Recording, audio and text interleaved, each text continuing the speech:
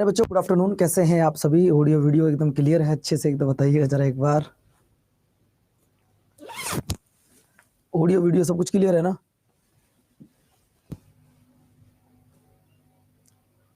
Book आ जाएगा, काहे परेशान हो रहे हो? नहीं बेटा, सैटरडे संडे क्लास नहीं होती है। सचिन चौधरी, दीपक कुमार, शुभम, खुशबू, ऋतिक, मनीषा, सचिन चौधरी, आप में से किसी का कोई डाउट तो नहीं है? हाँ बेटा, अभी वो लिखे जाते हैं। आपकी बुक मिल गई है? ओके भैया। सुखवीर जी, ऋतिक, संदीप, समीक्षा, भास्कर, खुशबू यादव, कोई डाउट है आपका? मैं आपको किस आर्टिकल तक पढ़ा चुका हूँ ये बताइएगा। अभिषेक, वैष्णवी, मैं आपको किस आर्टिकल तक पढ़ा चुका हूँ पहले ये बताइएगा। मनीषा गुड़िया, पहले ये बताओ मेरी प्यारी छोटी गुड़िया, मैं आपको किस आर्टिकल तक पढ़ा चुका हूँ, उस आर्टिकल को एक बार बता दीजिएगा। बच्चों, आर्टिकल नंबर 25 की हम लोग बात कर रहे थे, जैसा आप बता रहे हो। भाई इसकी ट्रिक नहीं है बाबू, इसकी ट्रिक नहीं है आर्टिकल की याद करने की, ये तो आपको समझने पड़ेंगे, ये आपको समझने पड़ेंगे। दोस्तों अब जरा एक बात सुनो। आपने कहा सर आर्टिकल नंबर 25 चल रहा था। आर्टिकल क्या चल रहा है? 25 चल रहा है। अब जरा मुझे एक बात बताओ दोस्तों, अब मुझे एक बात बताइएगा, आर्टिकल नंबर 25 में क्या लिखा है? भाई किसी भी धर्म को मानना, उसका प्रचार करना, ये तुम्हें आजादी है। बच्चों, क्या एक व्यक्ति अपना धर्म परिवर्तन कर सकता है? उत्कर्ष अरोरा, एक बात। मनीषा, पहले एक बात जो मैं पूछ रहा हूं आपसे वो बताओ, क्या कोई व्यक्ति अपनी मर्जी से धर्म परिवर्तन कर सकता है? सुखवीर भैया, सूर्यवीर, आप बताओ, क्या कोई व्यक्ति अपनी मर्जी से धर्म परिवर्तन कर सकता है? बिल्कुल कर सकता है। लेकिन कोई किसी के ऊपर जबरदस्ती करके धर्म परिवर्तन कराएगा क्या? अब बच्चों एक बात बताओ, मेरा नाम आज पवन है, मेरा नाम आज पवन है। अगर मान लो मैं अपना धर्म परिवर्तन करता भी हूं, तो इस बात का किस किस को पता पड़ेगा? मेरे दोस्तों को? क्या ऑल ओवर इंडिया पता चल सकता है कि एक व्यक्ति ने, एक पवन मोरल मास्टर जी हैं, उन्होंने अपना धर्म परिवर्तन कर लिया? क्या पूरे ऑल ओवर इंडिया में पता चलेगा? नहीं चलेगा। लेकिन बच्चों, अगर किसी स्टेट का उप मुख्यमंत्री इस काम को कर ले, तो बताओ पूरे वर्ल्ड में पता चलेगा? नहीं चलेगा? बताओ बच्चों, एक तुम्हें एक लव स्टोरी पढ़ाता हूं पहले। आज आज तुम्हें पहले एक लव स्टोरी सुनाता हूं। बच्चों सुनाऊं या नहीं सुनाऊं, आप बताओ। ये एक लव स्टोरी है, बहुत अच्छी सी, सुनाई जाए? थोड़ा सा पहले पढ़ाने से पहले माहौल बनाया जाए। आप लोगों को ऐसी चीजें सुनने में बड़ा इंटरेस्ट आता है, मुझे सुनाने में इंटरेस्ट आता है, आपको सुनने में इंटरेस्ट आता है। देखो बच्चों, आप जानते हैं कि हिंदू धर्म में कितनी शादी वैलिड है? अगर मैं बात करूं हिंदू धर्म में कितनी वैलिड है, शादी कितनी वैलिड है, तो एक शादी कर सकते हो। दूसरी की तरफ अगर आपने देख भी लिया तो बेलन आ जाएगा, कब आएगा पता भी नहीं चलेगा और सिर फूट जाएगा। ध्यान रखना, शादी एक वैलिड है। दूसरी शादी तब कर सकते हैं या तो पहली पत्नी एक्सपायर हो गई हो, या पहली पत्नी की डेथ हो गई हो, या पहली पत्नी अपनी मर्जी से कह दे कर लो, कोई दिक्कत नहीं है। अब जैसे मान लो मैं पवन हूं, बच्चों मैं अपने ऊपर एग्जांपल लूंगा क्योंकि किसी लड़के लड़की का नाम नहीं लिख सकता यहां पर। मेरा नाम पवन है और मेरी जिससे शादी हुई उसका नाम है एक्स। मैं नाम नहीं लिखूंगा यहाँ पे, मेरी जिससे शादी हुई उसका नाम है एक्स। अब बच्चों मैं अपनी पत्नी से बोला मैं एक शादी और कर लूं अगर आपका हो तो ये बोली कर लो, कोई दिक्कत नहीं है, काम आधा आधा हो जाएगा, वो थोड़ा काम वो कर लिया करेगी, थोड़ा मैं कर लिया करूंगा। तो मैंने वाई से शादी कर ली। अगर मतलब आपकी पत्नी कहती है तो आप दूसरी शादी कर सकते हो, या बच्चों उस पत्नी की डेथ हो जाए तो कर सकते हो, या बच्चों इसके बच्चे ना हो तब, मतलब वो भी तब जब ये कहे इसकी बिना मर्जी के आप शादी कर ही नहीं सकते। इस पे एक कहानी बताता हूं बच्चों। हरियाणा के और इस्लाम में कितनी शादी कर सकते हैं बच्चों? कोई बच्चा यहाँ ऐसा हो जो इस्लाम से जुड़ा हो, इस्लाम में कितनी शादी कर सकते हैं? कोई ऐसा बच्चा है जो बताए मुझे? कोई ऐसा बच्चा है जो बताए?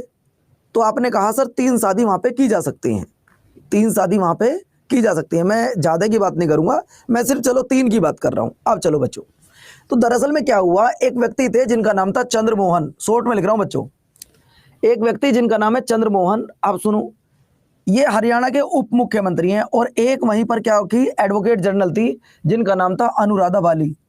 जिसका नाम क्या था? अनुराधा बाली। ये दोनों हिंदू थे, ये भी हिंदू है, ये भी हिंदू है। अब दोस्तों हुआ क्या, इसकी शादी हो चुकी है, ये सीएम का मतलब चंद्रमोहन है यहाँ पे, ये चंद्रमोहन है। इनकी भी शादी हो चुकी है, इनकी भी शादी हो चुकी है, मतलब इसकी शादी किसी अलग से हुई है और इसकी शादी किसी अलग से हुई है।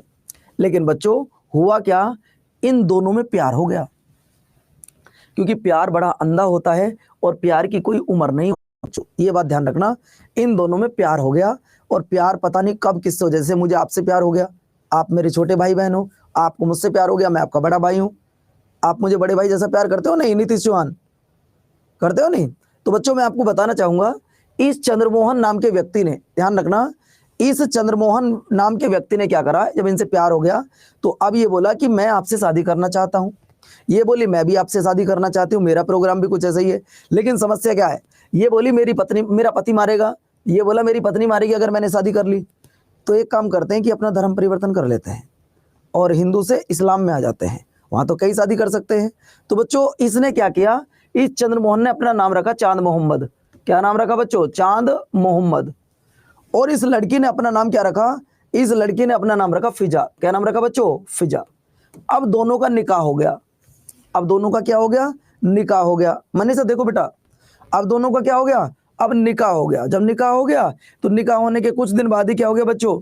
निकाह होने के कुछ दिन बाद में ही इस चंद्रमोहन ने इनको कहा कि तलाक तलाक तलाक। इसने कहा बेवकूफ, अभी 6 महीने पहले तो कह रहा था कबूल कबूल कबूल, अब कह रहा है तलाक तलाक तलाक। ये क्या कर रहा है? तो बड़ा बेवकूफ निकला। अब बच्चों इस व्यक्ति ने कहा नहीं अब मुझे तेरे साथ नहीं रहना, और बच्चों फिर से धर्म परिवर्तन कर लिया और अब फिर से हिंदू बन गया और आज भी जिंदा है, जिसका नाम है चंद्रमोहन। क्या नाम है? चंद्रमोहन। बात समझ में आ गई? अब इस लड़की ने फोन करा इसको कि एक काम कर, मतलब चंद्रमोहन ने फोन करा फिजा को, जो एक काम कर फिर से हिंदू बन जाते हैं, कोई दिक्कत नहीं, तू अपने घर चली जा, मैं अपने घर जा रहा हूं। उसने कहा नहीं अब तो ऐसा नहीं होगा क्योंकि मेरे घर वाले मुझे एक्सेप्ट नहीं करेंगे। तो दोस्तों ये लड़की, इस लड़की जो फिजा है, इस लड़की की एक बंद कमरे के अंदर डेथ हो जाती है। इस लड़की की एक बंद कमरे के अंदर डेथ हो जाती है। आप बताओ सबसे पहला शक किसके ऊपर जाएगा? आप बताइए सबसे पहला शक किसके ऊपर जाएगा? भाई इस लड़की की डेथ हो जाती है, सबसे पहला शक किसके ऊपर जाएगा? तो चंद्रमोहन के ऊपर जाएगा। चंद्रमोहन उस समय आउट ऑफ कंट्री थे, आज तक नहीं पता चला कि बच्चों ये इस लड़की को किसने मारा, कैसे हुआ, आज तक कुछ नहीं पता। अब दोस्तों आप बताओ, क्या धर्म को मजाक नहीं बनाया यहाँ पे? क्या यहाँ पे धर्म को मजाक नहीं बनाया? पहले हिंदू थे, मुसलमान बन गया, फिर हिंदू बन गया, फिर हिंदू बन गया, फिर मुसलमान। आप धर्म को जितनी बार चाहो ये सिर्फ इसलिए कहानी आपको सुनाई है ताकि आप लाइफ टाइम सब कुछ भूल जाओ, लेकिन ये ना भूलो कि जो हमारा राइट टू रिलीजन है, धर्म का अधिकार है, वो हमारा एक फंडामेंटल राइट है। मैं जितनी बार चाहूं अनलिमिटेड अपना धर्म परिवर्तन कर सकता हूं, दुनिया की कोई ताकत मुझे रोक नहीं सकती। उसका ऐसा एग्जांपल मैंने दिया है कि आप लाइफ में सब कुछ भूल सकते हो, लेकिन बच्चों ये नहीं भूल सकते। समझ में आई बात? ये भूल जाओगे अब भी? जब भी आपसे कोई पूछे कि धर्म का अधिकार कैसा अधिकार है? मूल अधिकार। कैसा बच्चों? मूल अधिकार है। आप सब कुछ भूल सकते हो लेकिन इसे नहीं भूल सकते। चलो भैया अगला सवाल आपकी स्क्रीन पर ये रहा,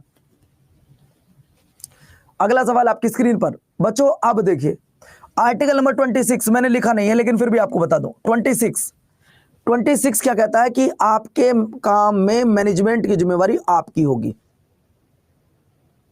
आपके धार्मिक कार्यों में मैनेजमेंट की जिम्मेवारी आपकी होगी। बच्चा कोई भी मेरी क्लास में आकर धार्मिक मुद्दे पर कमेंट्स मत कर देना, वरना ऑन द स्पॉट आपको ब्लॉक करूंगा और कभी लाइफ में मेरी क्लास में नहीं आ पाओगे फिर आप।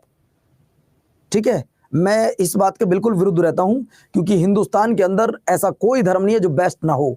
हिंदू मुस्लिम सिख ईसाई आपस में है भाई भाई, याद रखना बस। क्योंकि ना किसी हिंदू को मुसलमान से प्रॉब्लम है, ना किसी मुसलमान को हिंदू से प्रॉब्लम है। अरे सब भाई भाई हैं। पता है हम लोगों को तो किसने बांटा है? हम लोगों को तो उन राजनेताओं ने बांटा है जो एक वोट के लिए आपसे आके कहेंगे मैंने हिंदुओं के लिए काम किया, मैंने मुसलमानों के लिए काम किया। अरे गधो ये कहो कि मैंने समाज के लिए काम किया। क्या हिंदू मुस्लिम फैला रहे हो आप? अरे I am the citizen of the Indian, बस मैं भारत देश का नागरिक हूं। तो बच्चों ये मैंने पढ़ा दिया क्या 27 तक? एक बच्ची बोल रही है अमन तिवारी, लड़का बोल रहा पढ़ा दिया है। ओहो तो तुम मुझसे क्यों पढ़वा रहे हो दोबारा यार? ये भी पढ़ा दिया क्या? अनुच्छेद 29 भी पढ़ा दिया? चल ठीक है, अनुच्छेद नंबर 29 से शुरू करते हैं। बच्चों अनुच्छेद नंबर 29 देखो, अगर मैं अनुच्छेद नंबर 29 की बात करता हूं, आ जाओ जरा। अब कोई नहीं, अब 29 से सुनो, अब 29 से शुरू होगा। अनुच्छेद नंबर 29 कहता है अल्पसंख्यकों के अल्पसंख्यक, पहले तो ये सुनो ये माइनॉरिटीज कौन होते हैं, अल्पसंख्यक कौन होते हैं? सबसे पहले सुन लो अल्पसंख्यक कौन होते हैं। बच्चों अल्पसंख्यक वो होते हैं जो संख्या में कम होते हैं। अल्पसंख्यक वो होते हैं बाबू जो संख्या में कम होते हैं, जिनकी संख्या कम होती है। मतलब हिंदुस्तान में हिंदुओं को छोड़कर बाकी जितने भी धर्म है वो सब अल्पसंख्यक हैं, ठीक है, जिनकी संख्या कम होती है। तो अल्पसंख्यक के वर्गों के हितों का संरक्षण कौन करेगी? सरकार करेगी। कौन करेगी? सरकार करेगी। बच्चा कह रहा गुरुजी एक 26वां पढ़ा दो। अरे 26वां पढ़ा देता हूं यार। धार्मिक कार्यों में मैनेजमेंट की जिम्मेवारी आपकी होगी। मैं बता रहा हूं ना, रुक जाओ ना एक मिनट। धार्मिक कार्यों में मैनेजमेंट की जिम्मेवारी तुम्हारी होगी। अब जिसको समझ में नहीं आया उसका नाम बताओ, कौन है वो? ये है कौन जिसकी समझ में नहीं आया? मुस्कान कह रही है 26 तक हुआ था। अच्छा बच्चों, 26 की अगर मैं बात कर रहा हूं तो 26 का मतलब ये था बच्चों, 26 का मतलब ये था कि अगर आप अपने घर में जागरण करा रहे हो, भंडारा करा रहे हो, या फिर माता रानी के लिए कुछ काम कर रहे हो, या हिंदू धर्म में या इस्लाम में कुछ भी काम हो रहा है, वो भगवान के प्रति हो रहा है, तो उसके मैनेजमेंट की जिम्मेवारी तुम्हारी होगी। उसके मैनेजमेंट की जिम्मेवारी तुम्हारी होगी बच्चों, ये ध्यान रखना, ठीक है। चलो अगला देखिए, अनुच्छेद नंबर 27 की मैं बात करता हूं तो 27 में था किसी भी धर्म के लिए अभिवृद्धि के लिए उसमें टैक्स के बारे में आ जाती है। टैक्स नहीं लिया जाएगा, ठीक है, टैक्स नहीं लिया जाएगा। ये बस आप याद रखना कि धर्म को टैक्स से बाहर रखा गया बच्चों, शॉर्ट में बस इतना याद रखो। अगला देखिए, अगला सवाल है अनुच्छेद नंबर 30। देखिए अनुच्छेद नंबर 29 और अनुच्छेद 30 ये अल्पसंख्यकों से जुड़े हैं। अब ये जो अनुच्छेद नंबर 30 है वो क्या कहता है? शिक्षण संस्थाओं की स्थापना करना जो अल्पसंख्यक लोग हैं, और प्रशासन करने का अधिकार भी अल्पसंख्यक वर्ग के लोगों का ही होगा। बात क्लियर हो गया? क्लियर होगी बात? जैसे मान के चलो एएमयू यूनिवर्सिटी है, एएमयू अलीगढ़ मुस्लिम यूनिवर्सिटी, यह एक अल्पसंख्यक विश्वविद्यालय है। इसके मैनेजमेंट की जिम्मेवारी अल्पसंख्यक वर्ग के लोगों की ही होगी। कभी ऐसा नहीं होगा कि कोई हिंदू यहां पर इस यूनिवर्सिटी का प्रेसिडेंट बना हो, यह बात आप याद रखिएगा। तो अल्पसंख्यक के जो अल्पसंख्यक होते हैं उन्हीं को यह अधिकार है बच्चों, ये ध्यान रखिएगा कि शिक्षण संस्थाओं की स्थापना करना, ये भी यही करेंगे। प्रशासन की जिम्मेवारी किसकी होगी? वो भी आपके उन्हीं वर्ग के लोगों की होगी। अगला देखो, अगला सवाल अपनी स्क्रीन पर ये देखो बच्चों, अनुच्छेद नंबर 39। यहां देखना, मैं 36 पढ़ाऊंगा सबसे पहले आपको। 36 द डेफिनेशन ऑफ स्टेट, ये तो मैं पहले बता चुका हूं, 12 और 36 एक साथ। सर बीएचयू में हिंदू है? बिल्कुल है। अगला देखिए, चंचल वहां पे क्या ना, वो माइनॉरिटीज है, बस इतना कहना चाहूंगा आपसे, बाकी कुछ नहीं। ये देखिए अनुच्छेद नंबर 39 का क्या क्या कहता है? पहले 39 देखो, equal work two equal pay. बात सही है गलत है? Equal pay two equal work, बात सही है गलत है? भाई समान कार्य के लिए समान वेतन होगा, ये बात सही है या गलत है? अगर आप 5 घंटे काम कर रहे हो, एक लड़के को अगर 500 रुपए मिल रहे हैं, तो लड़की अगर 5 घंटे काम करेगी तो लड़की को भी 500 रुपए मिलेंगे। ये कौन सा आर्टिकल बोल रहा है? ये आर्टिकल नंबर 39 बोल रहा है, equal pay two equal work. क्या आप इसके पक्ष में हो? हाँ सर, ऐसा ही होना चाहिए भारत में, equal pay two equal work होना चाहिए। अगला देखो, अनुच्छेद नंबर 39 का क्या कहता है? समान न्याय और निःशुल्क विधिक सहायता। यानी कि अगर कोई व्यक्ति मजबूर है, बेचारे के पास पैसा नहीं है और उसे कोई लीगल एडवाइस चाहिए तो वो फ्री दी जाएगी। वो क्या दी जाएगी? वो फ्री दी जाएगी। ये बात आप याद रखना। हाँ, आप कह लो, ए कह लो, कोई दिक्कत नहीं होती। कोई देखिए, कहीं पर क्या लिखा मिलेगा, कहीं पर ए लिखा मिलेगा, कहीं पर फर्स्ट लिखा मिलेगा, ये एक ही है, परेशान मत हो ना, है ना। अगला देखिए, अगला है ग्राम पंचायत। बच्चों अगर मैं विलेज पंचायत की बात करूं तो हमारे भारत में विलेज पंचायत पहली बार कब बनी थी? प्रिया चौधरी ये बताओ गुड़िया, हमारे भारत में जो पहली विलेज पंचायत बनी थी वो कब बनी थी? तो आपको बताना चाहूंगा कि हमारे भारत में जो विलेज पंचायत बनी थी वो बनी थी 2 अक्टूबर 1959 को। वो कब बनी थी बच्चों? 2 अक्टूबर 1959 को बनी थी। और सर कहां पर बनी थी? राजस्थान के नागौर में। राजस्थान के नागौर में बनी थी, ये भी आप याद रखिएगा, ठीक है। राजस्थान के नागौर में बनी थी। तो सवाल पूछ सकता है आपसे कि ग्राम पंचायत का गठन किस आर्टिकल में दिया गया है? तो ग्राम पंचायत का गठन आपके आर्टिकल नंबर 40 में दिया गया है, ठीक है बच्चों। ये 100 तक इंपॉर्टेंट है, बस 100 तक मैं आपको पढ़ाऊंगा। सर कुछ बुक में 1959 है, तो मैंने भी तो 1959 ही लिखा बेटा। सर कुछ बुक में 1959 है, तो मैंने भी तो 1959 ही लिखा बाबू। मैंने भी तो ये लिखा है 2 अक्टूबर 1959 को हमारे भारत में पहली ग्राम पंचायत बनी थी। मैंने कब अलग लिखा है?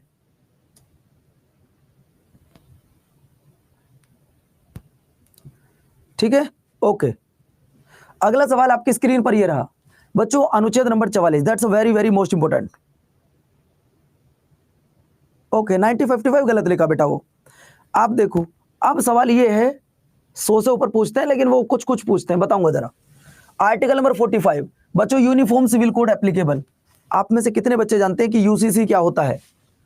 आप में से कितने बच्चे जानते हैं यूसीसी क्या होता है? ये भारत के 2 राज्यों में लागू है, एक आपके गोवा में लागू है और आजादी के बाद कहीं लागू हुआ तो वो उत्तराखंड में है। तो 2 राज्य हैं बेटा। रोहित शर्मा एक बार कमेंट करो यार, इतने बार कमेंट करोगे मैं कैसे देखूंगा और बच्चों का कमेंट्स। आओ मैं बताता हूं बच्चों, आप सुनिए। एक बच्चा हिंदू का, एक बच्चा मोमडन मतलब मुस्लिम समाज से, एक बच्चा जैनिज्म, एक बच्चा बौद्ध। आप बताओ भारत में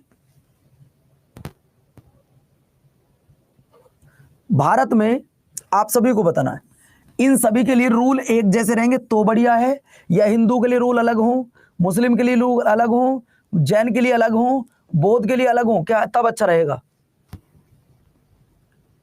सर ये पेज नंबर कौन सा? तो पेज नंबर सबसे चेक कर लो, शुरू में इंडेक्स चेक कर लीजिएगा कि मेरे प्यारे साथियों अनुच्छेद किस पेज पे दिए गए हैं, चेक कर लो। तो बच्चों अब जैसे मैं बात करता हूं, आप खुद बताना, कोई बच्चा अगर यहाँ पे हिंदू की मैं पहली बात करता हूं, हमारे यहाँ पर किसी महिला के अगर कोई बेटा ना हो या बेटी ना हो तो वह बच्चा गोद ले सकता है। आप सुनिएगा दोस्तों, वह बच्चा गोद लिया जा सकता है, ये तो आप लोग जानते ही हैं। उनके द्वारा क्या है भाई, बच्चा गोद लिया जा सकता है। लेकिन कई धर्म ऐसे हैं जहां पर बच्चा गोद नहीं लिया जा सकता। अब आप एक बात बताओ, एक तो महिला बच्चे को गोद ले सकती है और एक महिला वो जो बच्चे को गोद नहीं ले सकती। ये कौन सा रूल है यार? एक महिला ऐसी है जो 7 जन्म तक तुम्हारे साथ रहेगी, एक महिला वो है जिसे तुमने कह दिया तलाक तलाक तलाक। ये कहां का रूल है भैया? अगर होना चाहिए भाई, हमारे साथ कोई महिला अगर जुड़ी है, मुझसे जिसकी शादी हुई है, वो 7 जन्म तक मेरे साथ रहेगी। ये बात आप याद रखिएगा, वो 7 जन्म तक मेरे साथ रहेगी। एक जन्म नहीं, 7 जन्म। इस जन्म में बेटा चल अगले जन्म यही मिलेगी, चल अगले जन्म इससे शादी होनी है, चल बेटा। तो दोस्तों आपको मैं बताऊं, सबके लिए एक जैसा रूल होना चाहिए। अब लड़की, अब आप बताओ किसी इस्लाम धर्म से जुड़ी कोई गुड़िया है, अगर मैं उसको बहन बोलता हूं और कोई सुनना बच्चों एक मिनट, कोई एक गुड़िया है इस्लाम धर्म से जुड़ी है, उसका नाम है सिमरन, मान लो थोड़ी देर के लिए, या रजिया उसका नाम है, उसका नाम है रजिया। वो मुझे प्यार से बोलती है भाई, ध्यान से सुनो, वो मुझे प्यार से बोलती है भाई, मैं भी उसको बहन बोलता हूं। अब सुनो जरा एक मिनट, वो मुझे भाई बोलती है और मैं भी उसको बहन बोलता हूं। अब इसकी शादी हो जाती है किसी से, इसकी शादी हो गई किसी सलमान नाम के लड़के से, सलमान से, मान लो सलमान से। अब इसने क्या हुआ, ये 3 महीने शादी को नहीं हुए, इसने कहा तलाक तलाक तलाक। तो बच्चों क्या ये पहले तो मेरी बहन की जिंदगी खराब हो गई है ना, हुई है ना हुई, और फिर बच्चों मुझे भी थोड़ा सा बुरा लगा यार, मेरी बहन के साथ में ऐसा किया है। अब आप बच्चों सच में बताओ, अरे बेटी बेटी की होती है, चाहे समाज कोई भी हो, मैं कैसे बर्दाश्त करूंगा इस बात को कि मेरी बहन के साथ में इसने गलत किया है? तो दुश्मनी हो गई और बेटा हमारे घर खराब हो गया, इस व्यक्ति ने हमारे घर पे एक कलह करवा दी। तो दोस्तों ऐसा ना हो, ऐसा ना हो बच्चों। ये 3 तलाक को इसलिए बैन किया गया है, इसलिए 3 तलाक को रोका गया है। और बच्चों देखो, मैं किसी धर्म के खिलाफ तो नहीं हूं, लेकिन अगर आपको ये मेरी बात सही लगे तो सपोर्ट जरूर कीजिएगा। ऐसा किसी की बहन के साथ में ना हो, ऐसा किसी की बहन के साथ में कभी भी ना हो, मैं तो भगवान से ये प्रार्थना करता हूं, ठीक है? क्योंकि बहन बहन होती है और वो बड़े खुश नसीब होते हैं जिनकी बहन होती है, ये भी मैं आपको बता देना चाहता हूं। बहन क्या होती है उनसे पूछो जिनकी बहन नहीं होती। जब रक्षाबंधन आता है ना तो हाथ खाली होता है, घूमते हैं हाथ को लेके, कोई राखी भी नहीं बनता है। और ये हमसे बड़ा दर्द और कौन जानेगा, हमरे को बहन नहीं थी कभी, आज तो इतनी सारी बहनें देखो, नाम लूं तो हजारों बहन मेरे सामने खड़ी होती हैं। तो दोस्तों आपको बस यही बताना चाहता हूं, सबके लिए एक जैसे कानून है। कहां पर? गोवा में। ये बात आप याद रखना। यूनिफॉर्म सिविल कोड का मतलब है कि सबके लिए एक जैसा कानून होगा, ठीक है भैया? चलो अगला देखिए, अगला सवाल अनुच्छेद नंबर 45। इसको थोड़ा समझना, इसको थोड़ा समझना।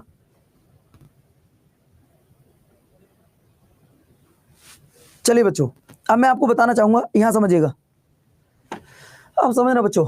एक मैंने आर्टिकल नंबर बताया 21, उसमें भी यही बात बताई थी। एक आर्टिकल बताया 45, इसमें भी यही बात बता रहा हूं। और एक बताऊंगा 11वां मौलिक कर्तव्य, इसमें भी यही बात बताऊंगा। बच्चों ये है डीपीएसपी, ये है फंडामेंटल राइट, देखो बच्चों, अगर आप पढ़ना चाहते हो, क्या दुनिया की कोई ताकत आपको रोक सकती है? जिनका कोई भाई नहीं है उसका पवन मोरल भाई है, बस याद रखना। जिसका कोई भाई ना हो वो मुझे प्यार से पवन मोरल को भाई बोल देना, बात खत्म।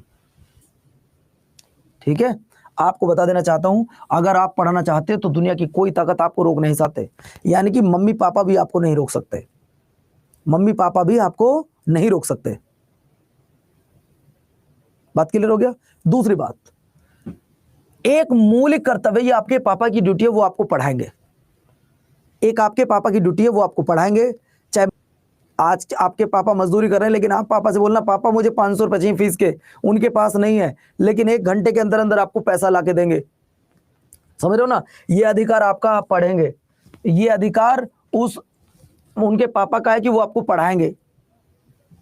और बच्चों, DPSP, directive principles of state policy, ये उस राज्य की ड्यूटी है जहां आप रह रहे हैं कि आपको फ्री शिक्षा देगा। आप बताओ, आज स्कूल के अंदर जो छोटे बच्चे होते हैं उनको फ्री में खाना मिलता है, उनको फ्री में कपड़े मिलते हैं, उनको स्कॉलरशिप मिलती है। बोलो, मिलता है? सब कुछ नहीं मिलता। खाना फ्री मिलता है, स्कॉलरशिप फ्री मिलती है, उनको सब चीज फ्री मिलती है। क्यों? अब स्टेट गवर्नमेंट ऐसा काम क्यों कर रही है? स्टेट गवर्नमेंट ऐसा काम क्यों कर रही है बच्चों? इसलिए कर रही है ताकि वो अपने राज्य का लिटरेसी रेट बढ़ा सके। भाई, प्राइमरी में खाना फ्री मिलता नहीं मिलता? प्राइमरी जो स्कूल, वहां खाना फ्री मिलता है। तो दोस्तों, तीनों की ड्यूटी है। ये बच्चे की ड्यूटी है, वो पढ़ेगा। ये माँ बाप की ड्यूटी है, वो पढ़ाएंगे। ये राज्य की सरकार की ड्यूटी है कि अपने बच्चों के लिए कुछ ना कुछ नया करेगा, और वो राज्य सरकार कर रही है। प्राइमरी स्कूल में खाना फ्री मिलता है। ठीक है, आर्टिकल नंबर 45 यही कहता है। अगला देखिए, अनुच्छेद नंबर 48, वो कहता है कृषि और पशुपालन का संगठन, कृषि और पशुपालन को बढ़ाओ। ये आर्टिकल 48 कहता है। 48 के बाद 48 का क्या है, ये भी तुम्हारे लिए जानना जरूरी है। पर्यावरण का संरक्षण करना और वन तथा वन्य जीवों की रक्षा करना। पर्यावरण की सुरक्षा करना और वन्य जीवों की रक्षा करना, ये आपका दायित्व है ना? अगला देखिए, अगला सवाल आपकी स्क्रीन पर ये रहा, अनुच्छेद number 49। That's a very very most important बच्चों।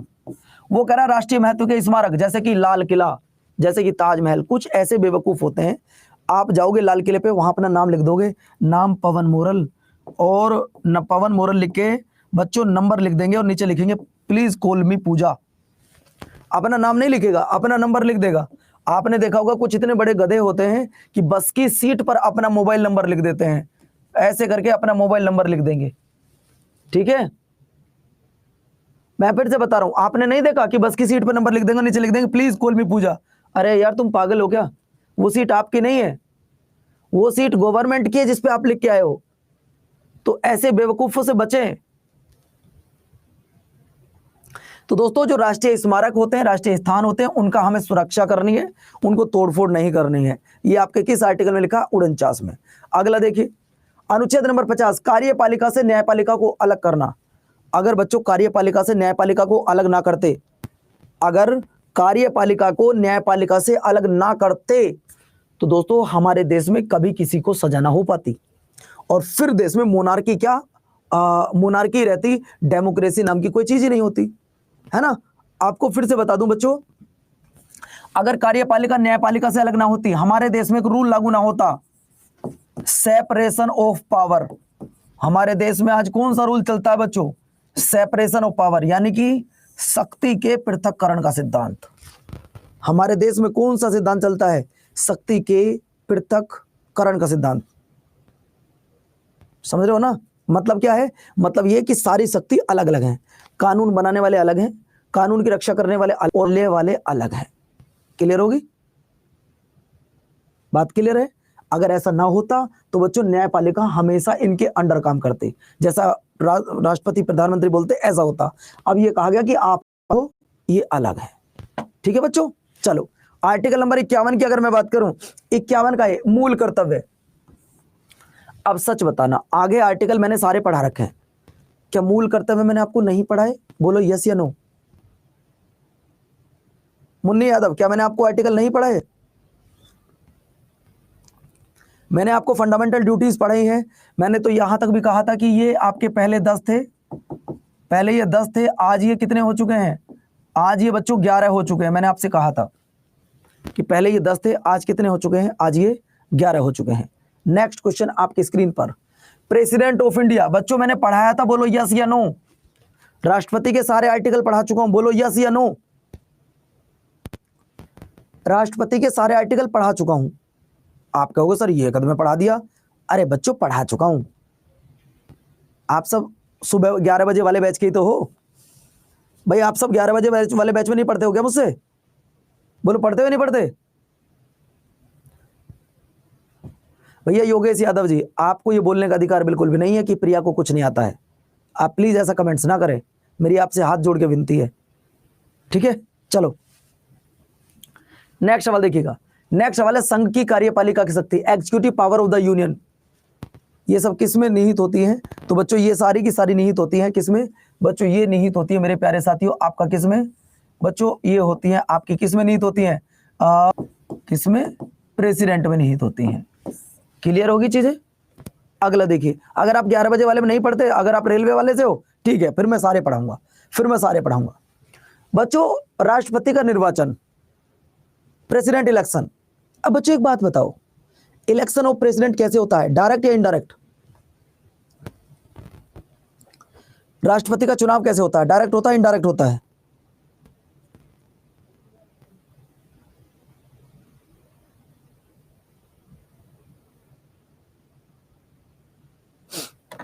देखिए चुनाव दो प्रकार से होते हैं, एक डायरेक्ट होता है, एक इनडायरेक्ट होता है। देखो इन दोनों में अंतर सुन लो। जहां आपने डायरेक्ट सुन, अरे ये कौन है बेटा? PRNA राज, क्या है ये? एंजल प्रिया, क्या कहना चाहते हो भाई? आप पागल हो क्या बिल्कुल? किसी गुड़िया का नाम लेके बेवकूफी कर रहे हो?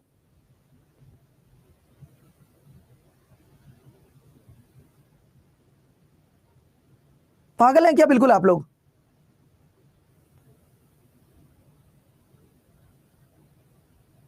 अभी आपको कोर्स से बाहर निकलवा देंगे हम, इतनी सी गलती पर।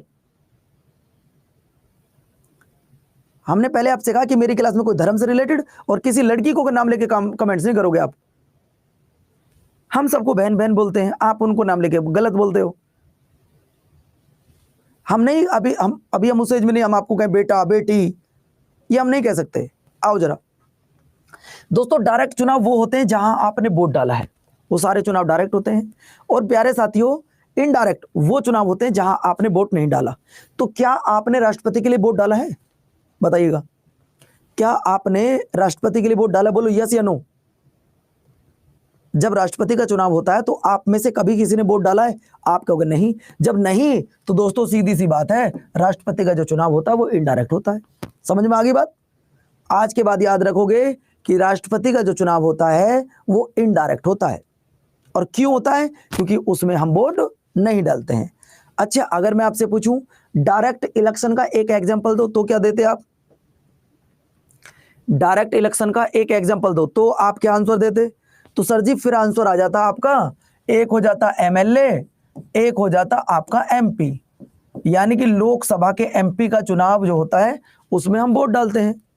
ग्राम पंचायत, नगर पंचायत, बात क्लियर हो जाती। चलो अगला सवाल देखिए, राष्ट्रपति के चुनाव की पदावधि। भाई राष्ट्रपति हमारे भारत में कितने साल के लिए बनता है, आप बताओ। हमारे देश में राष्ट्रपति कितने साल के लिए बनते हैं? इमरान जरा बताओ भैया। हमारे देश में राष्ट्रपति जो बनता है 5 साल के लिए बनता है, लेकिन अमेरिका में कितने साल के लिए बनता है? सर 4 साल के लिए। सर स्विट्जरलैंड में कितने साल के लिए बनता है? 1 साल के लिए। तो 3 देश याद रखना, भारत में 5 साल के लिए, अमेरिका में 4 साल के लिए, स्विट्जरलैंड में 1 साल के लिए। ठीक है, ये 3 पॉइंट आपको याद रखने हैं। अगला कहता है अगर आप राष्ट्रपति बनना चाहते हैं तो उसकी क्वालिफिकेशन, अगर आप राष्ट्रपति बनना चाहते हैं तो उसकी क्वालिफिकेशन, आर्टिकल नंबर 58 में। बच्चों क्या क्वालिफिकेशन है राष्ट्रपति बनने के लिए? बताओ तो एक बार, क्या क्वालिफिकेशन होनी चाहिए? हाँ ऋतु कुमार नया आया है बेटे, ऋतु कुमार झा नया एडिशन आया है। अगर राष्ट्रपति बनना चाहते हैं तो पहले तो सबसे पहले he should be a citizen of the Indian, वह भारत देश का नागरिक हो, वह भारत का नागरिक हो और एज 35 ईयर कंप्लीट कर चुका हो। यानी कि आपको फिर से बता दूं, सबसे पहले भारत का नागरिक हो, एज 35 कंप्लीट कर चुका हो। तीसरे पॉइंट की अगर मैं बात करता हूं बच्चों, एज 35 कंप्लीट कर चुका हो। और तीसरा पॉइंट आता है लोकसभा में मेंबर बनने की योग्यता रखता हो। बस 3 पॉइंट, 3 पॉइंट आपने याद रखने हैं। पहला पॉइंट तो ये, नहीं ग्रेजुएट हो या ना हो उससे कोई फर्क नहीं पड़ता, डायरेक्ट कोई नहीं बन सकता है ना। क्वालिफिकेशन मैंने आपको बता दी क्या होनी चाहिए, भारत का नागरिक हो, लोकसभा का सदस्य चुने जाने की योग्यता रखता हो, बस बात खत्म। अगला देखिए, अगला सवाल है अनुच्छेद नंबर 60, राष्ट्रपति का शपथ। बेटा ओथ एंड अफर्मेशन, ओथ यानी कि शपथ। राष्ट्रपति को जो शपथ दिलाते हैं वो कौन दिलाते हैं बेटा? राष्ट्रपति को जो शपथ दिलाई जाती है वो सीजीआई के द्वारा दिलाई जाती है। सीजीआई, सीजीआई बोले तो बच्चों chief justice of India, CGI बोले तो chief justice of India, Bharat के मुख्य न्यायाधीश। सीजीआई बोला जाता है बच्चों भारत के मुख्य न्यायाधीश को, इसको बोलते हैं भारत के मुख्य न्यायाधीश को, ये आपने याद रखना है। नेक्स्ट सवाल देखिएगा। अच्छा एक बात बताओ, आपने राष्ट्रपति को बना दिया, क्वालिफिकेशन देख ली, अगर राष्ट्रपति कोई गलत काम करता है क्या उसे हटा भी सकते हैं? अगर राष्ट्रपति संविधान को ही नहीं मानता है, राष्ट्रपति अपने कार्यों को गलत तरीके से कर रहा है, तो क्या उन्हें उनके पद से हटाया जा सकता है?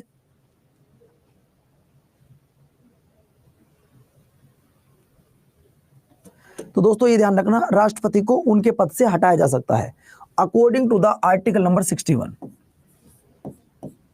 According to the article number 61, ये आपको याद रखना होगा, ठीक है। राष्ट्रपति को उनके पद से हटाया जा सकता है अनुच्छेद नंबर 61 के तहत। लेकिन अगर आप राष्ट्रपति को हटाना चाहते हो तो दोस्तों ये ध्यान रखना, sir any MLA of any state can be president. बच्चों राष्ट्रपति के चुनाव में एमएलए वोट डालते हैं, ये आप याद रखिएगा, हटा सकते हैं। अगला देखिए अनुच्छेद नंबर 63, भाई भारत में उपराष्ट्रपति भी होंगे, अगर राष्ट्रपति होंगे तो उपराष्ट्रपति भी होंगे। उपराष्ट्रपति को कहां से लिया गया है सर? अमेरिका से। उपराष्ट्रपति का पद कहां से लिया गया है? तो बच्चों ये लिया गया अमेरिका से, ठीक है। नेक्स्ट सवाल देखो, उपराष्ट्रपति का निर्वाचन लोकसभा के मेंबर और राज्यसभा के, सर जी सैलरी कितनी होती है? बेटा सैलरी राष्ट्रपति की होती है 5 लाख, मैं लिख देता हूं यहां पे, जो प्रेसिडेंट होते हैं इनकी सैलरी होती है 5 लाख, 1 2 3 4 5, 5 लाख। और जो वाइस प्रेसिडेंट होते हैं, वाइस प्रेसिडेंट होते हैं बच्चों, इनकी सैलरी होती है 4 लाख, 1 2 3 4 और 5, ठीक है भैया। और जो गवर्नर होते हैं उनकी सैलरी होती है 3.5 लाख। अब जरा इसे देख लो, इसे देख लो, आपको एमपी एमएलए सबकी सैलरी बताऊंगा। वैष्णवी पहले ये देखो एक बार जरा, बेटा मैं आर्टिकल आपको सारे नहीं बताऊंगा ऐश्वर्या बिस्ट, अगर सारे आर्टिकल बताऊंगा फिर तो 3 महीने में आर्टिकल कंप्लीट नहीं करूंगा मैं वो करा रहा हूं जो सिर्फ इंपॉर्टेंट है। देखो बच्चों आप एक बात बताना कि हमारे भारत में सबसे बड़ा कोर्ट कौन सा है? सर जी हमारे भारत में सबसे बड़ा कोर्ट है, यहाँ डिस्ट्रिक्ट कोर्ट है, यहाँ हाई कोर्ट है और यहाँ सुप्रीम कोर्ट है। तो सबसे बड़ा कोर्ट कौन सा है? सर जी सुप्रीम कोर्ट। क्या सुप्रीम कोर्ट के बाद कोई कोर्ट है? नहीं है ना। आप जरा सुनो, मेरा नाम है पवन, मेरा नाम है पवन, और किसका नाम लिखूं यहाँ पे? भाई मेरा नाम है पवन और एक व्यक्ति था जिसका नाम था आर आर आर आर, मैं नाम नहीं लिख रहा किसी का, ये नाम लिख दिया मैंने। अब क्या हुआ बच्चों, मैंने इसका मर्डर कर दिया, ध्यान से सुनना, मैंने इसका मर्डर कर दिया। अब मर्डर किया क्यों? ये व्यक्ति किसी को मारना चाहता था, मैंने उसके बचाव में आके इसका मर्डर कर दिया, लेकिन पुलिस ने मुझे गिरफ्तार कर लिया। जब पुलिस ने मुझे गिरफ्तार कर लिया तो दोस्तों मेरा जो लीवर है ना वो पूरी तरीके से डैमेज हो चुका है, पहले खराब है मेरा लीवर, मेरी किडनी में भी बहुत ज्यादा प्रॉब्लम है, मैं बस राम नाम पे चल रहा हूं, मैं राम नाम पे चल रहा हूं। अब दोस्तों जब मैं हाई कोर्ट गया तो हाई कोर्ट ने मुझे पत्थर तोड़ने की सजा दी। पत्थर तोड़ने हैं तुम्हें, तुमने बहुत गलत काम किया और 20 साल की सजा है। क्या जिसकी किडनी खराब है, जिसका लीवर खराब है, क्या वो व्यक्ति पत्थर तोड़ सकता है? आप बताओ, आप बताओ, क्या वो व्यक्ति पत्थर तोड़ सकता है? नहीं तोड़ सकता ना। मैंने कहा चलो छोड़ो, मैं तुमसे बात ही नहीं करता, मैं जाता हूं सुप्रीम कोर्ट। मैं गया सुप्रीम कोर्ट के पास, मालिक ये प्रॉब्लम है, मेरा ये केस है। तो सुप्रीम कोर्ट ने कहा नहीं, तुमको तो पत्थर तोड़ना पड़ेगा, तुमने बड़ा गलत काम किया है। अरे मैंने कि मान जाओ यार, मैं वैसी प्रॉब्लम में चल रहा हूँ, मुझसे क्यों पत्थर तोड़वा रहे हो। वो नहीं माने। मैंने गया राष्ट्रपति के पास, बाबूजी मुझे माफ कर दो प्लीज, मैं बहुत अच्छा टीचर हूँ, मैं बहुत अच्छा पढ़ाता हूँ, लेकिन मजबूरी में मुझसे एक मर्डर हो गया, मुझे माफ करा दो। राष्ट्रपति चाहे तो मेरी सजा को बिल्कुल खत्म कर सकते हैं। राष्ट्रपति चाहे तो मेरी सजा को खत्म कर सकते हैं। राष्ट्रपति चाहे तो मुझसे कहेंगे भाई ठीक है, ये लड़का बहुत अच्छा है, टैलेंटेड है, स्मार्ट है, एक काम करो, इससे पत्थर मत तोड़वाओ, खाना बनवाओ। इससे क्या करो, इससे कैदियों को खाना बनवाओ, ये खाना बनाएगा। तो राष्ट्रपति क्या कर सकते हैं, मेरी सजा को बदल सकते हैं। राष्ट्रपति मेरी सजा को बदल सकते हैं। राष्ट्रपति, मैं आपको बता दूं बच्चों, मेरी सजा कहेंगे नहीं नहीं पवन तुम घर जाओ, तुम बीमार हो, अपने घर जाओ, यहां कामों का दिक्कत करोगे। तो दोस्तों मैं बस आपसे यही कहना चाहता था कि हमारे देश के राष्ट्रपति को यह पावर है कि वह चाहे तो किसी भी व्यक्ति की सजा को कम कर सकता है।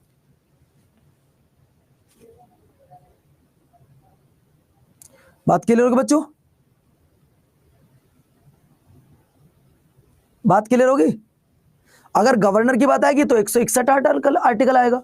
अब चलो अगला पॉइंट देखिए, अनुच्छेद नंबर 76, इसको अपॉइंट करते हैं कौन? इसको अपॉइंट करते हैं बच्चों राष्ट्रपति। पहले सही बताओ, 72 क्लियर हुआ ना हुआ? खत्म भी कर सकते हैं बेटा, संस्कृति खत्म भी कर सकते हैं।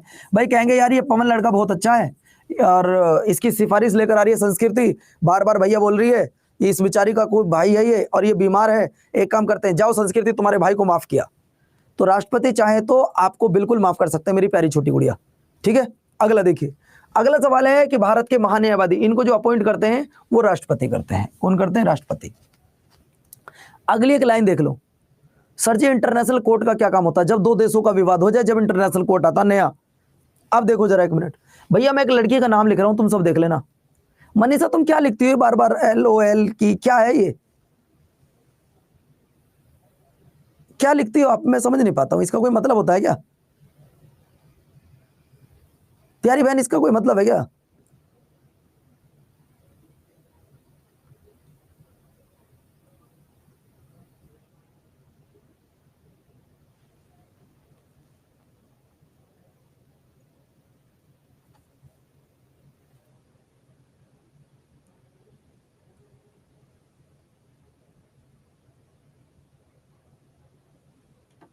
चलिए अगला देखिए, ऐसा आपस में बातचीत मत करो, बात खत्म। सर ये लड़का है, ओके। अगला सवाल, सवाल नंबर नेक्स्ट, मैं अभी यहाँ पे एक लड़की का नाम लिखना चाहता हूं और वो है बच्चों सरला। मैं एक नाम लिखना चाहता हूं लड़की का, वो है सरला। सर ये क्या मजाक है? मजाक नहीं है, जरा देखो, मजाक नहीं है बच्चों।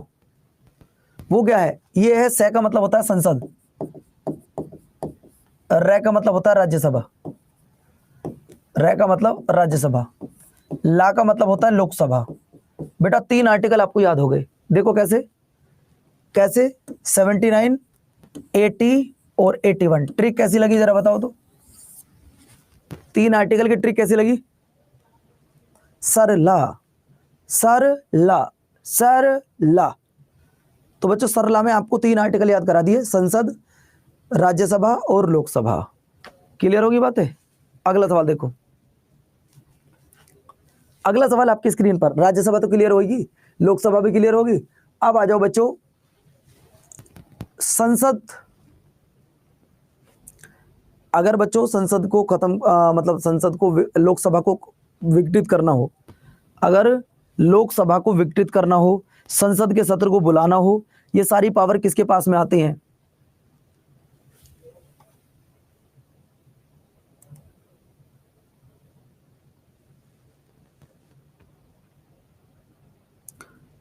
भैया मैं आपसे बस इतना कहना चाहता हूं, अगर आप समझदार बच्चे हैं तो आप वो काम करें जो पढ़ाई से रिलेटेड है। आप ऐसा कोई शब्द ना लिखें जो मुझे बुरा लग जाए, ठीक है? बाकी आप समझदार हैं, आपकी खुद की मर्जी है। अनुच्छेद नंबर 85 के तहत की बात करता हूं, राष्ट्रपति की सलाह पर, राष्ट्रपति PM की सलाह पर लोकसभा को भंग कर सकते हैं। लोकसभा को भंग करने का अधिकार किसके पास है? तो बच्चों वो राष्ट्रपति के पास है, according to the article number 85। अगला सवाल देखिए बच्चों, हमारे भारत में एक लोकसभा होगी, उस लोकसभा में एक स्पीकर होंगे, एक स्पीकर होंगे तो एक डिप्टी स्पीकर होंगे। ये किस आर्टिकल में कहा गया? ओके भैया याकूब जी, ओके। तो सवाल आपसे पूछेगा Lok Sabha speaker then deputy speaker. India में एक लोकसभा स्पीकर होगा, एक डिप्टी स्पीकर होगा, यानी कि deputy speaker and speaker in दोनों की अगर मैं बात करूं तो वो आते हैं 93 में। The first Lok Sabha speaker, first Lok Sabha speaker किसी को पता हो तो जवाब दो। लोकसभा स्पीकर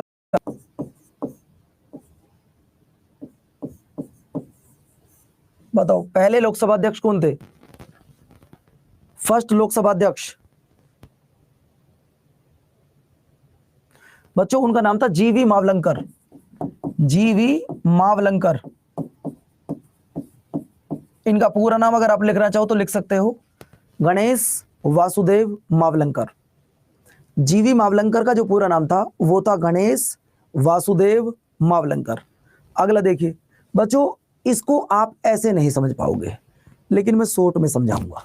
यहां पे सिर्फ आपको एक वर्ड याद रखना है, कास्टिंग वोट।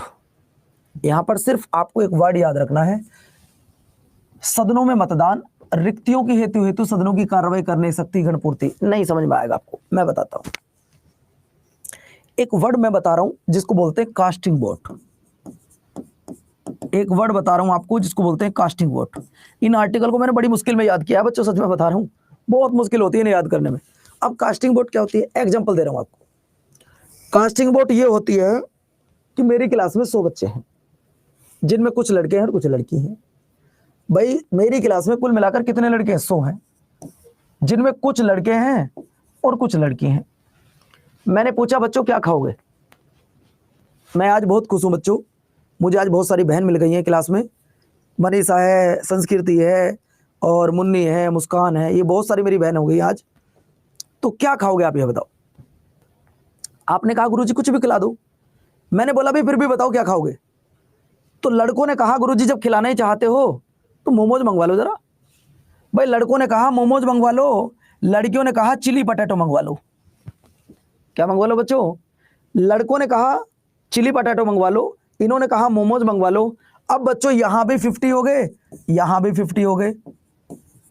अब दोस्तों जिधर 51 वोट हो जाएंगी वही जीत जाएगा। अब यहां भी 50 है, यहां भी 50 है, जिधर मेरी वोट डल जाएगी, अगर मैंने कहा भाई जैसे लड़की कह रही है वैसे होगा तो लड़कियों की बात मानी जाएगी, मैंने कहा नहीं जैसे लड़के कह रहे हैं वैसे बात मानी जाएगी, तो लड़के जीत जाएंगे। बच्चों लोकसभा अध्यक्ष को वोट डालने का अधिकार है जब वोट बराबर हो जाए। जब वोट बराबर हो जाए तो वोट डालने का अधिकार है, जिसे कास्टिंग वोट कहा जाता है।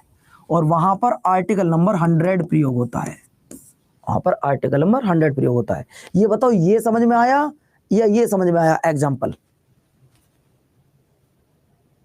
तो मेरी सारी प्यारी बहनों बताओ, जो इतनी सारी बहन बनी हैं, आप बताओ कौन सा आर्टिकल समझ में आया? ये वाला, ये वाला है, यही है। बुक में भी मतलब पढ़ना ये भी है और ये भी है, लेकिन समझ में यही आएगा, ध्यान रखना, क्योंकि इनको समझाना ये तो ये मानो कि हाथी के सामने बीन बजाना। अगला देखो, कुछ दशाओं में संयुक्त अधिवेशन। अब ये संयुक्त अधिवेशन क्या होता है? कई बच्चे तो यहीं परेशान हो जाएंगे, सर मैं तो यही ना समझ पाऊं कि ये जॉइंट सेशन होता क्या है। जॉइंट सेशन बच्चों, जॉइंट सेशन की अगर मैं बात करता हूं तो ये आर्टिकल नंबर 108 में आता है। और भारत में आज तक सिर्फ 2 में, अगर मैं इसको समझाने लग गया तो बहुत बड़ा टाइम लग जाएगा। अगर मैं इसको समझाने लग गया तो बहुत बड़ा टाइम लग जाएगा। समझा दूं? बताओ बच्चों समझा दूं? बोलो यस या नो। इसको समझाऊंगा तो मुझे थोड़ा टाइम लग जाएगा, लेकिन फिर भी आप कहो और मैं ना समझाऊं तो मेरा नाम पढ़ाना सब बेकार है। देखो बच्चों, आप एक बात बताना, ये इन्हें मत देखा करो, ये क्या लिख रहा है बोर्ड पे, छोड़ो ना उसको। आप जब मैं तुम्हारे सामने खड़ा हूं, देखो यार, आप एक बात बताओ दोस्तों, हमारे देश में कानून कौन बनाता है? सर हमारे देश में कानून बनाने का अधिकार सिर्फ पार्लियामेंट को है। हमारे देश में जो कानून बनाता है वो पार्लियामेंट को है कानून बनाने का अधिकार। बोलो यस या नो, है या नहीं है? तो मैं आपको बता दूं मेरे प्यारे साथियों, यहां देखो, अभी सरकार यहां पे बैठती है लोकसभा, यहां पे बैठती है राज्यसभा और यहां पे बैठते हैं प्रेसिडेंट, यानी कि इन तीनों ही हमारे देश में कानून बनाते हैं। हमारे देश में ये तीन व्यक्ति कानून बनाते हैं, लोकसभा, राज्यसभा और राष्ट्रपति। लोकसभा में 543 मेंबर हैं, उसमें से एक तुम्हारा भाई पवन मोरल भी है, उसमें से एक तुम्हारा भाई पवन मोरल भी है। अब बच्चों मैं हूं सांसद, मैं हूं सांसद, मैंने कहा कि जितने भी बच्चे मुझसे पढ़ते हैं उन सबको इंस्पेक्टर बना दो। बच्चों ध्यान से सुनो, मैंने कहा कि जितने बच्चे मुझसे पढ़ते हैं उन सबको इंस्पेक्टर बना दो, लड़कियों को भी इंस्पेक्टर बना दो, लड़कों को भी इंस्पेक्टर बना दो, सबको बना दो जो मुझसे पढ़ रहे हैं, वो बहुत अच्छे बच्चे हैं। अब मैं बीजेपी पार्टी का था, बीजेपी की सरकार थी, उन्होंने पास कर दी इस बात को। अब लोकसभा में तो पास हो गई। जब लोकसभा में पास हो गई, कौन से पार्थ से हो सर आप? कौन सी पर्थ, क्या लिखा है भैया ये पर्थ, पता नहीं यार। तो बच्चों क्या हुआ, मैं जीत गया। अब ये मेरा विधेयक जब यहां से पास हो गया तो लोग राज्यसभा में गया। अच्छा कौन सी पार्टी से हो आप? तो बेटा मेरे लिए कोई पार्टी नहीं है, ना मेरा कोई धर्म है। तुम गधे हो, गायली पूछने लगे गुरुजी तुम्हारी पार्टी कौन सी है, पगला गए हो का? एक तो स्पेलिंग तो लिख लो कम से कम, जब ही तो पूछोगे पार्टी। पार्थ पूछ रहे हो, पार्थ, मैंने कि पार्थ पता नहीं, मुझे पूछ रहा कहां से आया हूं मैं।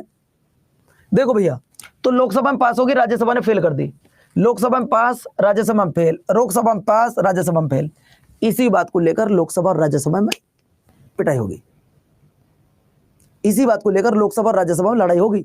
जब लड़ाई हो गई तो मैं गया राष्ट्रपति के पास, महोदय मैं अपने बच्चों को इंस्पेक्टर बनवाना चाहता हूं। लोकसभा ने पास कर दी और राज्यसभा ने फेल कर दी। समझ रहे हो ना? लोकसभा ने, चलो ठीक है, आपको लगा गुरुजी कांग्रेस के बीजेपी के, छोड़ो मैं कांग्रेस का हूं, लो कर लो क्या करोगे, मैं संयुक्त अधिवेशन बुलाओ। तो दोस्तों आपसे सवाल पूछेगा संयुक्त अधिवेशन क्यों बुलाया जाता है? संयुक्त अधिवेशन बुलाया जाता है जब लोकसभा और राज्यसभा की लड़ाई हो जाए। समझ गए नहीं समझे? संयुक्त अधिवेशन कौन बुलाता है सर? राष्ट्रपति बुलाते हैं। बात क्लियर होगी? क्लियर होगी बात? बस एक बात समझाना चाहता हूं कि संयुक्त अधिवेशन क्यों आता है। संयुक्त अधिवेशन इसलिए आता है कि जब दोनों सदनों में आपस में लड़ाई हो गई हो किसी बात को लेकर। क्लियर? चलो अगला देखिए, धन विधेयक। बेटा धन विधेयक की अगर मैं बात करता हूं, money bill, definition of money bill 110, धन विधेयक की परिभाषा 117 में है, 110 में है। कोई ऐसा आर्टिकल जो तुम्हें समझ में आया हो, कल की क्लास और चलेगी इस पे बेटा भी, ऐसा आर्टिकल जो समझ में आया हो,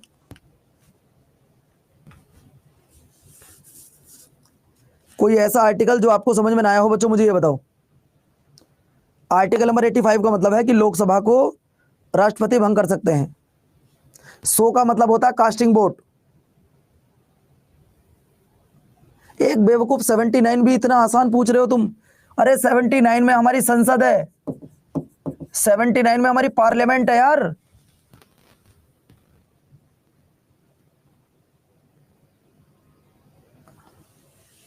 हाँ डेली इस टाइम पे होती है। अरे अमन तिवारी तुम इतना आसान सवाल पूछ रहे हो यार। मैंने ये लिखा था सरला, सरला मैंने ये लिखा था।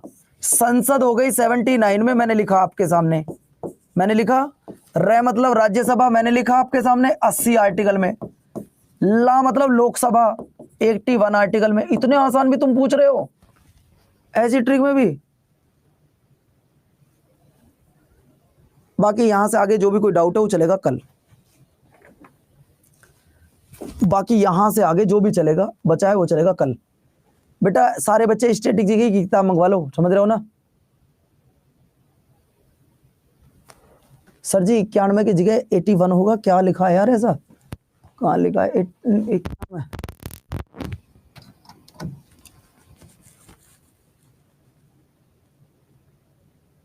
सही तो है, 81 तो लिखा है।